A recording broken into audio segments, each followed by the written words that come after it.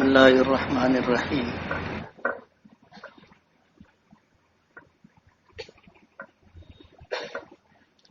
نحمده ونصلی علی رسوله الکریم اما بعد فاعوذ باللہ من الشیطان الرجیم انی وجہت وجہی للذی فطر السماوات والارض حنیفا وما انا من المشرکین ان صلاتي ونسكي ومحياي ومماتي لله رب العالمين لا شريك له وبذلك امرت وانا اول المسلمين صدق اللہ العظیم۔ بزرگان محترم اور عزیز دوستوں، ذی قعدہ کا اخیر وقت ہے۔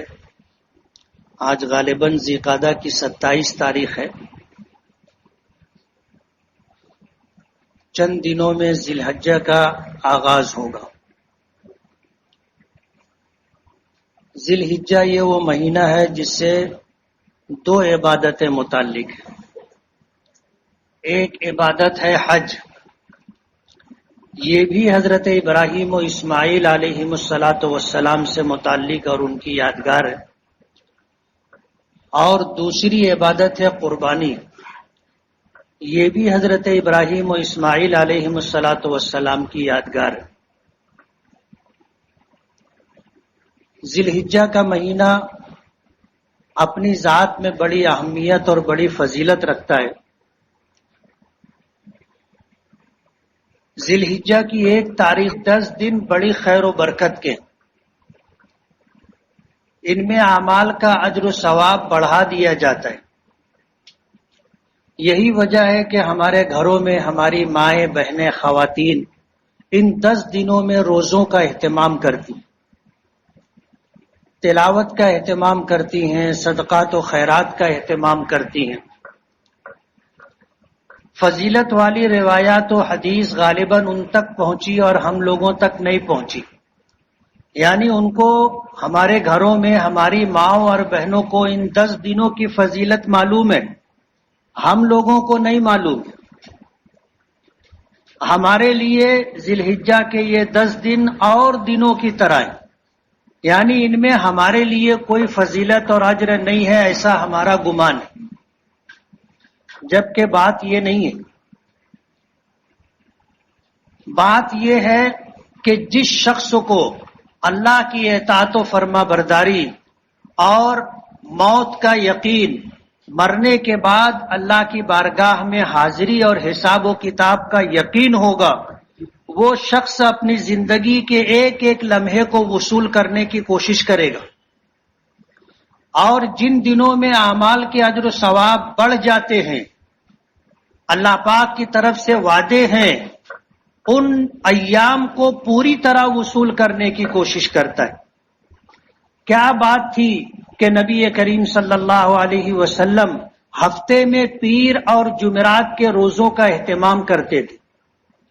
کیا بات تھی کہ نبی کریم صلی اللہ علیہ وسلم چاند کی 13، 14، 15 تاریخوں کو روزہ رکھنے کا اہتمام کرتے تھے؟ کیا وجہ تھی کہ نبی کریم صلی اللہ علیہ وسلم رات جلدی سوتے تھے، رات کے آخر حصے میں اٹھ کر کے تہجد کا اہتمام فرماتے تھے؟ کیا وجہ تھی کہ نبی کریم صلی اللہ علیہ وسلم اللہ کی اطاعت و فرما برداری میں نمازوں میں لمبا لمبا قیام کرتے تھے، حتیٰ کہ آپ کے قدم مبارک پر ورم تک آ جاتے تھے؟ بعض مرتبہ ایسا ہوتا تھا ورم کی زیادتی سے جلد پھٹ جاتی تھی۔ بخاری شریف کی روایت ہے، حتیٰ تشققت الرجل، کہ آپ کے پیر کی جلد پھٹ جاتی تھی، حتیٰ تورمت رجلا، آپ کے دونوں پیر پر ورم آ جاتے تھے۔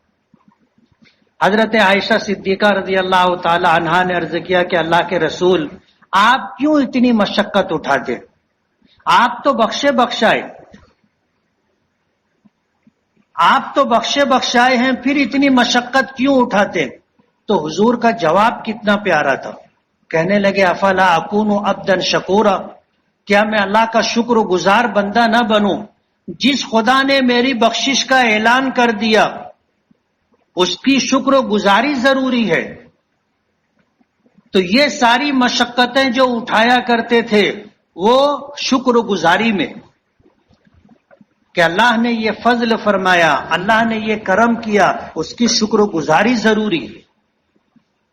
اپنی بخشش پر اعتماد اور یقین تھا، لیکن اس اعتماد اور یقین پر بھروسہ کر کے اعمال چھوڑ کر کے نہیں بیٹھے کہ اب تو میرا کام نکل چکا ہے۔ ایک انسان کی زندگی کا مقصد یہ ہے کہ دنیا میں آئے، اللہ کو راضی کرے، بخشش کے اسباب مہیا کرے اور جائے۔ اللہ نے تو مجھے بخش دیا، اب میرے لیے کیا؟ نہیں، سب سے زیادہ اہتمام نبی کریم صلی اللہ علیہ وسلم کیا کرتے تھے۔ تو اطاعت و فرما برداری اصل ہے۔ ہمارے گھروں میں ہماری ماؤں اور بہنوں کا ان 10 دنوں میں اعمال کا اہتمام رہتا ہے، اور ہم مرد حضرات اس سے بالکل غافل ہیں۔ ہمارے لیے آج کا دن اور ذی الحجہ کے پہلے 10 دنوں میں کوئی فرق نہیں، الا ماشاء اللہ کوئی ہوگا تو کرتا ہوگا، ورنہ ہم لوگ تو رمضان کے روزوں کے علاوہ پورا سال گزر جاتا ہے روزے نہیں رکھتے۔ کچھ لوگ ہوں گے جو روزہ رکھتے ہوں گے، ورنہ ہمارے لیے حضور کی سنتوں کا اہتمام کوئی معنی نہیں رکھتا۔ ذی الحجہ کے یہ پہلے 10 دن بڑی خیر و برکت کے دن ہیں، ان دنوں کا اہتمام ہونا چاہیے،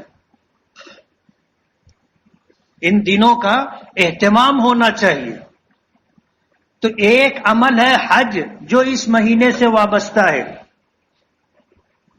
حج کی فرضیت اس امت پر آئی، لیکن ہم پر حج کی فرضیت سے پہلے ماضی میں بھی حج ہوا کرتا تھا، اور اس کی ادائیگی کا طریقہ تقریباً ملتا جلتا تھا، لیکن اتنا مکمل حج اللہ پاک نے کسی امت کو عطا نہیں کیا۔ یہ اللہ کی ناراضگی ہے، یا یوں کہو کہ اللہ کا عذاب ہے۔ اللہ نے اپنے گھر کا دروازہ بند کر دیا۔ آج حج کے لیے، عمرے کے لیے لوگوں کا جانا تقریباً ختم ہو چکا ہے۔ مقامی لوگوں کو بھی، چیدہ لوگوں کو، چند لوگوں کو حج کرنے کا اور چند لوگوں کو عمرہ کرنے کی اجازت ملتی ہے۔ کورونا بیماری کو لے کر کے آج حالات ایسے ہیں کہ پوری دنیا میں امریکہ کے بعد ہمارے دیش کا نمبر لگتا ہے، اور لوگوں کو حج عمرے کی اجازت کسی نہ کسی درجے میں مل گئی، لیکن ہندوستان کو حج عمرے کی اجازت نہیں ملی۔ ہمارا یقین ہے، ہمارا ایمان ہے اس بات پر کہ اللہ ناراض ہے، اور اللہ نے ناراضگی کی وجہ سے ہم پر دروازہ بند کر دیا۔ ہم لوگوں کو اس پر غور کرنا چاہیے۔ 2 سال کا عرصہ گزر گیا، ہم ہندوستانی لوگ حج سے بھی محروم ہیں، عمرے سے بھی محروم ہیں۔ جب یہ دن آتے ہیں تو دل مسوستا ہے، رمضان کا مہینہ ہو اور حج کا مہینہ ہو، اور پھر ہم لوگ یہاں پر ہوں اور لوگ حج کر رہے ہوں، تو ایسا محسوس ہوتا ہے کہ کیا ہو گیا ہے۔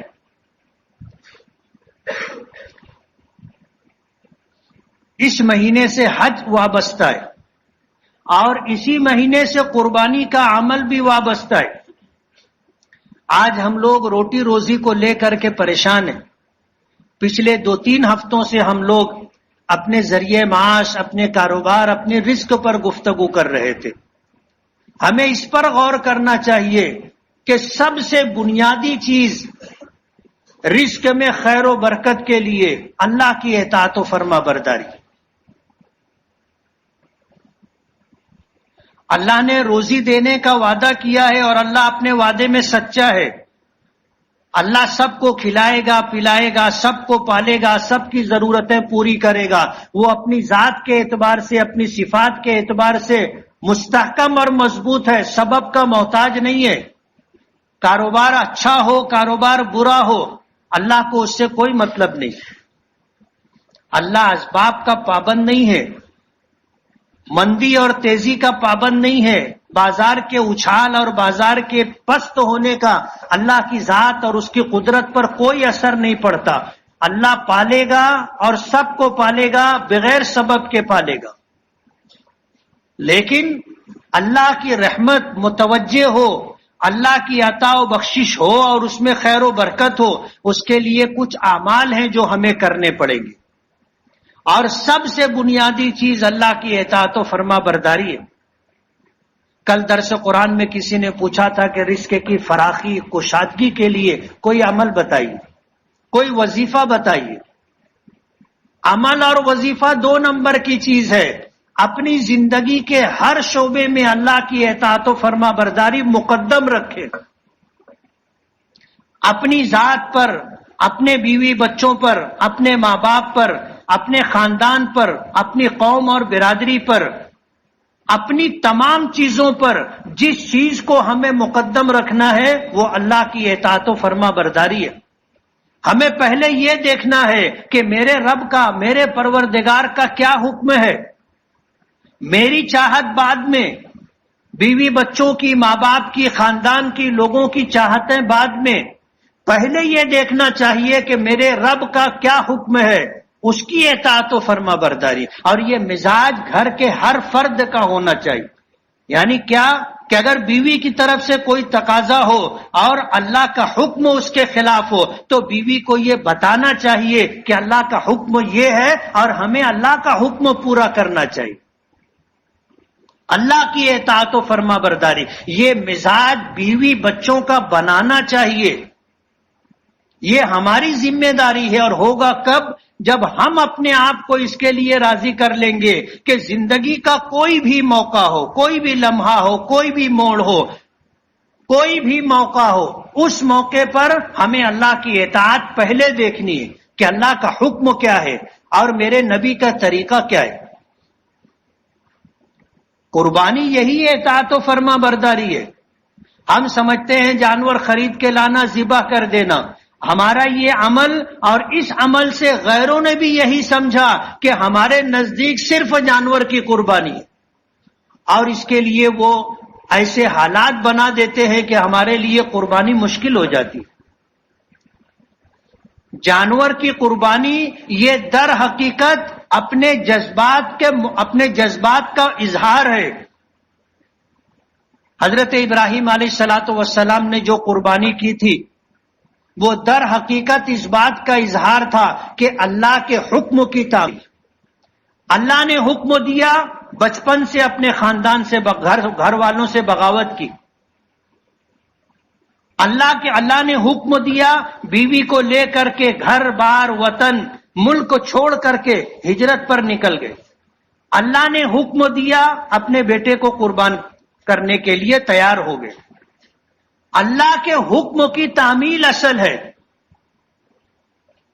ہمارا یہ جذبہ ہونا چاہیے کہ اگر اللہ تعالیٰ نے حکم دیا تھا اور حضرت ابراہیم علیہ الصلوۃ والسلام نے اگر اپنے بیٹے کو ذبح کر دیا ہوتا تو ہم بھی اپنے بیٹے کی قربانی دیتے.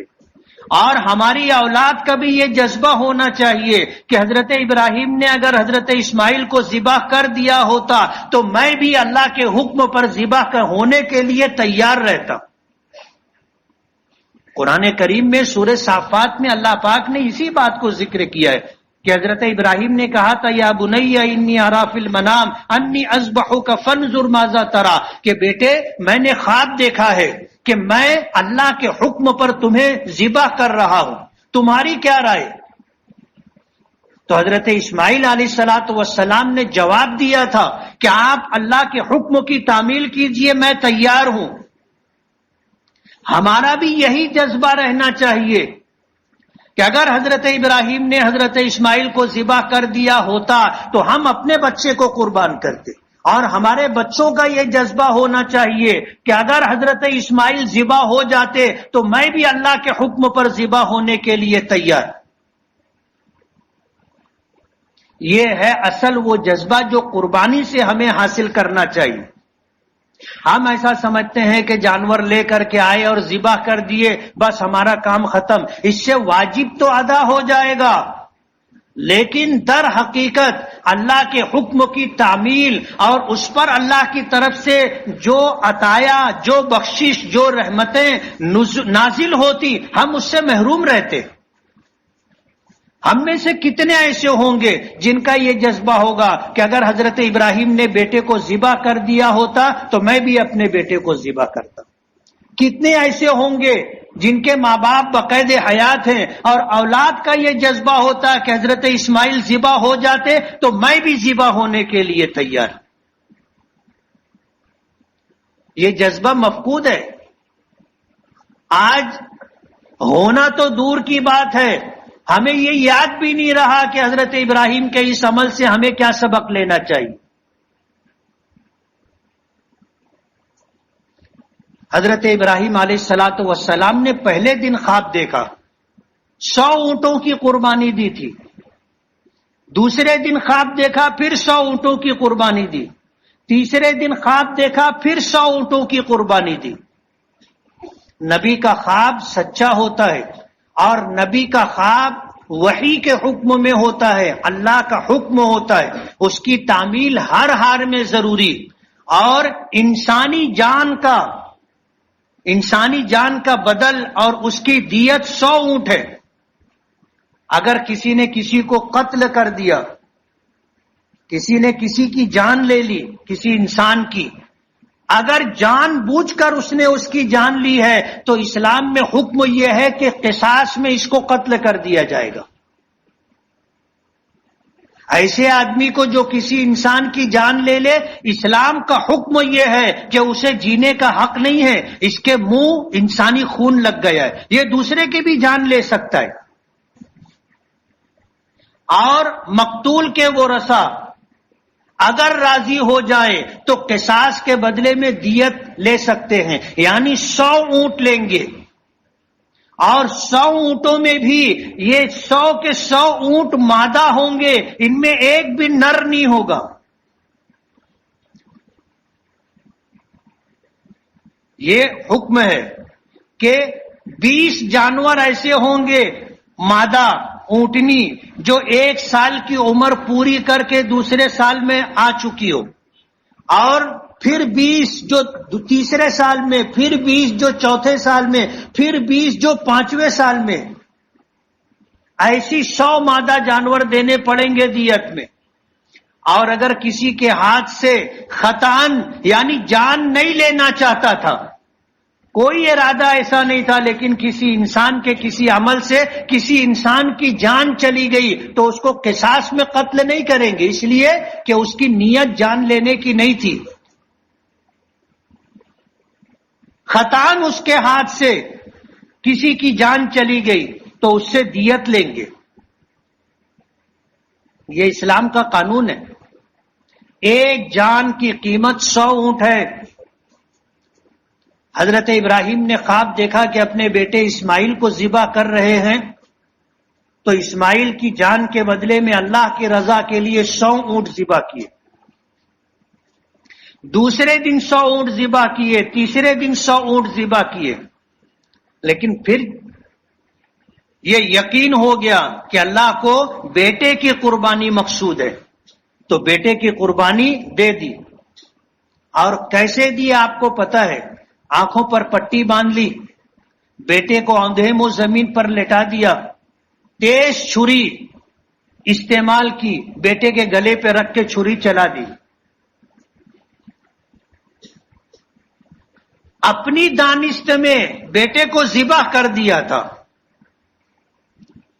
گلے پر تیز چھری رکھ کر کے چلا دی تھی، گرم گرم خون نکلا، اس کے چھینٹے ہاتھ اور پیر پر آئے تو یہ یقین ہو گیا کہ میں نے اپنے بیٹے کو ذبح کر دیا ہے۔ یہ تو اللہ کی قدرت تھی، اللہ کی منشا کچھ اور تھی۔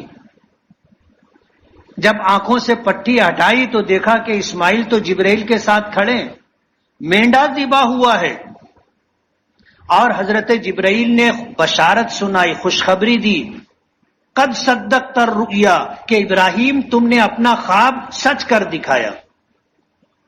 اللہ نے جبرائیل کو حکم دیا تھا کہ جنت سے مینڈا لے کر کے جاؤ اور چھری حرکت میں آئے اس سے پہلے چھری کے نیچے سے اسماعیل کا گلا ہٹا کر کے جانور مینڈے کا گلا رکھ دو. حضرت ابراہیم کو نہیں معلوم تھا. حضرت ابراہیم نے تو بیٹے کے گلے پہ چھری رکھی تھی اور پھر چھری چلا دی. اللہ بیٹے کی قربانی نہیں چاہتا تھا. اللہ یہ چاہتا تھا کہ میرا بندہ، میرا نبی ابراہیم میری اطاعت و فرما برداری میں کہاں تک جا سکتا ہے. اصل جذبہ یہ ہے کہ اللہ کو راضی کرنے کے لیے اپنی جان قربان کرنے کے لیے آدمی تیار. بیوی، بچے، ماں باپ، بھائی بہن، گھر، خاندان، قوم، برادری، سب کچھ اللہ کے نام پر قربان کرنے کے لیے تیار رہنا چاہیے. اور یہ سبق قربانی سے لینا چاہیے. یہ نیت رکھنی چاہیے کہ جب میرا رب چاہے گا میں اپنی جان قربان کر دوں گا، جب میرا رب چاہے گا خاندان قربان کر دوں گا، جب میرا رب چاہے گا سب کچھ قربان کرنے کے لیے میں تیار. یہ جذبہ ہے جو ہمیں قربانی سے لینا چاہیے. قربانی مقصود نہیں ہے، وہ تو ہمارے جذبات کا ایک اظہار ہے. ہم جانور لاتے ہیں، اسے ذبح کر دیتے ہیں اللہ کی رضا کے لیے. اللہ کی رضا کے لیے ہم کرتے ہیں. اسی لیے دکھاوا نہیں ہے کہ اپنے جانور کو جو ہے گجرا پہنا کر کے اور اپنے جانور کو جو ہے سجا کر کے گلی محلوں میں گھمایا جائے، لوگوں کو دکھایا اور بتایا جائے. یہ ریاکاری ہے، یہ شہرت ہے. اگر آدمی کا یہ جذبہ ہوگا اس کی قربانی اللہ کے یہاں قبول نہیں ہوگی.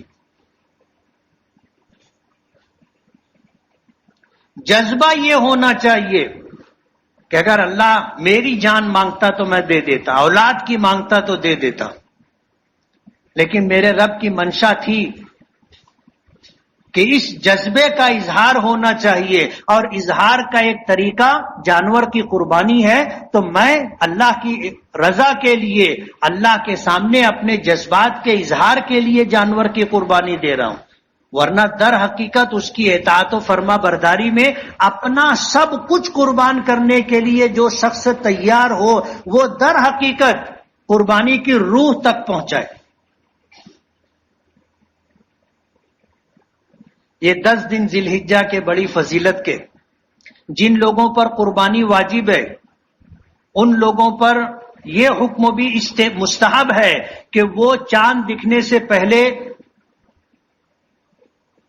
ناخن کاٹ لیں، بغل جسم کے زائد بالوں کو دور کر لیں. پھر 10 دن ان کو نہ بالوں کو کاٹنا ہے نہ ناخن کاٹنا ہے. جب قربانی ہو جائے گی اس کے بعد پھر یہ. اور جن لوگوں پر قربانی واجب نہیں ہے اگر وہ یہ چاہتے ہیں کہ اللہ انہیں قربانی کا اجر و ثواب عطا کرے تو وہ بھی یہ عمل کر لے، وہ بھی یہ عمل کر لے کہ اپنے ناخن بال وغیرہ چاند دکھنے سے پہلے کاٹ لے اور پھر قربانی کے بعد اس کو دوبارہ کاٹے. میں داڑھی مونڈنے کی بات نہیں کر رہا ہوں. لوگ قربانی کے بعد سب سے پہلے داڑھی منڈواتے ہیں. قربانی واجب ہے اور داڑھی رکھنا بھی واجب ہے. اب یہ فیصلہ آپ کو کرنا ہے کہ اگر آپ قربانی واجب سمجھ کر کے کرتے ہیں تو آپ کو واجب سمجھ کر کے داڑھی بھی رکھنی چاہیے. ہمارے بزرگوں میں ایسے لوگ بھی گزرے ہیں جو امامت کرتے تھے، پہلی صف میں داڑھی منڈوں کو کھڑے نہیں ہونے دیتے تھے. کل رات میں نے یہ بات بتائی، شیخ الاسلام حضرت مولانا حسین احمد مدنی رحمت اللہ علیہ داڑھی منڈوں سے مصافحہ نہیں کرتے تھے، اور جب مجمع مصافحہ کرتا تھا تو نیچے دیکھتے تھے، کسی کا چہرہ نہیں دیکھتے تھے کہ جس کو بھی مصافحہ کرنا ہو کر لے. اور اگر چہرہ دیکھ لیا اور چہرے پر داڑھی نہیں ہو تو مصافحہ نہیں کرتے تھے. وہ کہتے تھے کہ جب تم کو میرے آقا اور حضور پاک صلی اللہ علیہ وسلم کا، اس لیے جو قربانی جس پر واجب نہیں ہے اور اجر و ثواب حاصل کرنا چاہتا ہے وہ بھی اس مستحب عمل پر عمل کرے کہ چاند دکھنے سے پہلے جسم کے زائد بال اور اسی طرح ناخن وغیرہ تراش کر کے 10 دن عبادتوں کا اہتمام کرے اور قربانی ہو جانے کے بعد پھر ناخن کاٹے.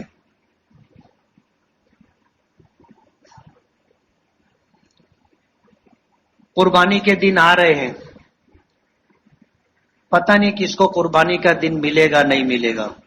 آپ دیکھو کہ سال کا آخری مہینہ اور سال کا پہلا مہینہ دونوں میں بہت مشابہت ہے. یہاں بھی عاشورہ ذی الحجہ کو ہم قربانی کرتے ہیں اور 9 اور 10 ذی الحجہ کو حج ہوتا ہے، اور اسی طرح عاشورہ محرم ہے، اس کی بھی بڑی فضیلت ہے، اور ان دنوں میں بے شمار واقعات پیش آئے جس کی ہماری شریعت میں اہمیت ہے کہ حضرت آدم علیہ الصلوۃ والسلام کی زندگی کے کئی واقعات عاشورہ محرم سے وابستہ ہے. حضرت نوح ہے، حضرت ایوب ہے، حضرت عیسیٰ ہیں، حضرت موسیٰ ہیں، ان لوگوں کی زندگی سے وابستگی ہے اور بہت سارے احکامات ہیں. دونوں مہینوں میں بڑی مشابہت ہے. ذی الحجہ کا مہینہ آ رہا ہے، پہلے 10 دن روزوں کا اہتمام کریں گے، روزوں کا اہتمام کریں. روزے مشکل نہیں ہے، ہم لوگوں کو عادت ہے روزوں کی. ایسے بھی کتنے لوگ ہیں جو دن بھر بھوکے پیاسے رہ لیتے، آدھا دن سوئے رہتے ہیں، اس لیے نہ کھانے کی ضرورت نہ پینے کی ضرورت، بس آدھا دن اپنے آپ کو سنبھالنا ہوتا ہے. موسم بھی ٹھنڈا ہے اس لیے آرام سے گزر جاتا ہے. روزی میں بے برکتی کا سب سے بڑا سبب رات میں دیر سے سونا، صبح دیر تک سوتے رہنا. حدیث پاک میں آتا ہے البرکۃ فی البکور، روزی میں برکت دن کے اول وقت میں. جو سویا وہ کھویا. رات میں جلدی سونا چاہیے، رات میں جلدی سونا چاہیے. آدمی اگر پاور لوم مزدور ہے، رات کی ڈیوٹی ہے تو الگ بات ہے، اور اگر رات میں اس کی ڈیوٹی نہیں ہے تو اس کو رات جلدی سو جانا چاہیے. عشاء کی نماز کے بعد میں نے کافی دنوں پہلے تفصیل سے بتایا تھا کہ کس کس کو جاگنے کی اجازت ہے. امام بخاری رحمت اللہ علیہ نے باقاعدہ تفصیل سے ترتیب وار اس بات کو ذکر کیا ہے. بیوی سے گفتگو ہو آدمی جاگ سکتا ہے، مہمان آ گیا آدمی جاگ سکتا ہے، کوئی خوشی غمی کا موقع ہو ضرورت کے مطابق جاگ سکتا ہے، ورنہ عشاء کی نماز پڑھ کر سو جانا چاہیے. اور آج جو آدمی عشاء کی نماز کے بعد سو گیا، رات کے آخر حصے میں اللہ اسے بیدار کر دیتا ہے. اٹھ جائے اس وقت اللہ کی عبادت کر دے، اس وقت قرآن کریم کی تلاوت ہے، تہجد وغیرہ کا اہتمام کر لے، اس وقت دعائیں قبول ہوتی ہیں. اور صبح نماز کے بعد جب تک سورج طلوع نہ ہو جائے نہیں سونا چاہیے. اس وقت میں اللہ نے برکت رکھی، روزی کی برکت. ایک صحابی تھے، ان کا نام تھا صخر. حضور کی خدمت میں آئے، کہنے لگے اللہ کے رسول جو کاروبار کرتا ہوں نقصان ہوتا ہے، جو کاروبار کرتا ہوں نقصان. آج ہم میں آدھے لوگ ایسے ہوں گے جن کا یہی جذبہ ہوگا، یہی خیال ہوگا کہ کچھ بھی کرا تو نقصان ہو جاتا. حضور سے انہوں نے شکایت کی کہ اللہ کے رسول پریشان ہوں، جو کاروبار کرتا ہوں نقصان ہو جاتا. حضور نے ان کے معمولات پوچھے اور ایک نصیحت کی، اور وہ فرمایا کہ صبح سویرے اپنے کاروبار کا آغاز کرو. اللہ نے صبح کے وقت میں برکت رکھی ہے. انہوں نے گانٹھ مار لی، گانٹھ مارتے سمجھتے ہو نصیحت کو پکڑ لیا کہ بس کچھ بھی ہو، کوئی گاہک دکان پر آئے نہ آئے، مجھے اپنا کام صبح سویرے شروع کر دینا چاہیے. گاہک کا آنا اصل نہیں ہے، میں نے اپنے کام کا آغاز کر دیا، اللہ نے میرے کاروبار میں میرے رزق میں برکت ڈال دی. اب یہ برکت کب آئے گی دیکھے گا نا ہم کو. صبح سویرے کام کا آغاز. حضرت صخر فرماتے ہیں کہ وہ دن ہے، آج کا دن ہے، مجھے کبھی نقصان نہیں ہوا، کبھی نقصان نہیں ہوا۔ میں پہلے سونے کی تجارت کرتا تھا تو نقصان ہو جاتا تھا، اب میں مٹی بھی خرید کے بیچتا ہوں تو مجھ کو اللہ نفع دیتا ہے۔ اب پوری قوم صبح سوئی رہتی ہے، کہاں سے کاروبار میں برکت ہوگی؟ رزق میں کشادی اور فراغی کہاں سے آئے گی؟ ایک صحابی حضور کے پاس آئے، کہنے لگے اللہ کے رسول، روزی میں برکت کیسے ہوگی؟ اللہ کشادہ فراخ روزی کیسے دے گا؟ تو حضور نے فرمایا اگر تم چاہتے ہو کہ اللہ تمہیں کشادہ اور فراخ روزی عطا کرے تو اپنے رشتہ داروں کے ساتھ تعلقات بنا کے رکھو، ان کے ساتھ حسن سلوک کرو، ان کے ساتھ ملنا جلنا رکھو، ناراضگی ہو، دوری ہو، جھگڑا ہو گیا ہو، اس کو ختم کرو۔ ہماری تو ناک کٹ جاتی ہے نا، یہ کرنے جائیں گے تو ہماری ناک کٹ جائے گی۔ رشتہ داروں سے زیادہ ہمیں دوسرے عزیز ہو گئے، سگے بھائی کی اتنی عزت نہیں ہوتی جتنی عرفاتی بھائی کی ہوتی۔ لوگ دعوت نامہ لے کر کے سب سے پہلے انہیں میرا عرفاتی بھائی ہے، سگے بھائی سے زیادہ اہمیت دی جاتی ہے۔ برا نہیں ہے، اچھا ہے، لیکن سگا بھائی سگا ہے، اس کا درجہ اس سے زیادہ بڑھا ہوا ہے۔ رزق میں کشادگی اور رزق میں خیر و برکت کے لیے یہ اعمال اختیار کرنا چاہیے۔ حضور نے فرمایا اسی کے ساتھ اللہ ایک چیز اور دے گا، جو رشتہ داروں کے ساتھ صلہ رحمی کرے گا اللہ اس کو دنیا میں نیک نامی اور عزت عطا کرے گا۔ دو چیزیں ملے گی، ایک رزق میں کشادگی، فراخی، برکت، اور دوسری چیز اللہ دنیا میں نیک نامی عطا کرے گا۔ کوئی برا نہیں بولے گا، سب تعریف کریں گے کہ اچھا آدمی۔ آدمی اگر یہ چاہتا ہو کہ اس کے رزق میں کشادگی ہو، فرمایا کہ مل جل کر کے کھاؤ، دسترخوان بچھاؤ، ایک ساتھ بیٹھو، مل جل کر کے کھاؤ، اور کھانے سے پہلے ہاتھ دونوں گٹوں تک اچھی طرح دھو لو، سینیٹائزر۔ ہم لوگ ہاتھ کیسے دھوتے ہیں؟ جب دسترخوان پہ ہاتھ دھلایا جاتا تو ایسے دھوتے ہیں، انگلی کے پورے اور انگوٹھے کے پور ایسے دھل جائے بس، ہم سمجھتے ہیں کہ بس ہو گیا ہاتھ دھونا۔ ہاتھ دھونا صفائی کے لیے نہیں ہوتا، ہمارا ہاتھ صاف رہتا ہے۔ ہم تو ہاتھ اس لیے دھوتے ہیں کہ یہ میرے آقا کی سنت ہے، دونوں ہاتھ گٹوں سمیت دھونا چاہیے اور پوچھنا نہیں چاہیے۔ ایسے ہی دسترخوان پہ بیٹھو، کھاؤ، اور دسترخوان پر جو دانے روٹی کے ٹکڑے ریزے گر جائیں اس کو اٹھا کر کے کھاؤ۔ جس دانے میں زیادہ برکت ہوتی ہے شیطان اس کو گرا دیتا ہے، سمجھ رہے ہو؟ روزی کے نیوالے میں جس دانے میں زیادہ برکت ہوتی ہے شیطان اس کو گرا دیتا ہے، اور ہم اسے اٹھا کے نہیں کھاتے، اس میں زیادہ برکت ہے، اس کو پہلے اٹھا کے کھانا چاہیے دوسرا لقمہ لینے سے پہلے۔ حضرت سعد بن ابی وقاص جب انہوں نے قادسیہ فتح کیا اور وہاں بڑے مہذب لوگ رہتے تھے، دسترخوان بچھا کھانے کے لیے بیٹھے، کھانے پر کھا رہے تھے، کچھ دانے گرے، اسے اٹھا کر کے کھایا، لوگوں نے ٹھنکا دیا، کہنے لگے امیر المومنین یہ چیز یہاں معیوب سمجھی جاتی ہے، لوگ برا سمجھتے ہیں۔ کتنا شاندار جواب دیا تھا، فرمایا آترک سنت حبیبی لہؤلاء الحمقاء، کہ کیا میں اپنے آقا اپنے محبوب کی سنت کو ان بے وقوفوں کی وجہ سے چھوڑ دوں گا؟ دسترخوان پر کھانے کے بعد اپنی انگلیوں کو چاٹنا چاہیے، انگلیوں میں جو کچھ لگا ہو اس کو چاٹ کر کے چوس کر کے ختم کر لینا چاہیے، اور کھانے کے بعد برتن میں چھوڑنا نہیں چاہیے، ایک ایک دانہ اٹھا کر کے کھانا چاہیے، پوری پلیٹ صاف کرنا چاہیے۔ یہ ہے روزی میں برکت کا سبب، اور ہم لوگوں کو یہ چیز بری لگتی ہے۔ تو پھر روزی میں تنگی تو رہے گی نا. ایک چیز تو ہمیں لینا پڑے گا، یا تو خیر و برکت لے لیں، اور اگر خیر و برکت نہیں اچھی لگتی تو چھوڑ دیں، پھر تنگی کے ساتھ، مصیبت اور پریشانی کے ساتھ دن گزاریں.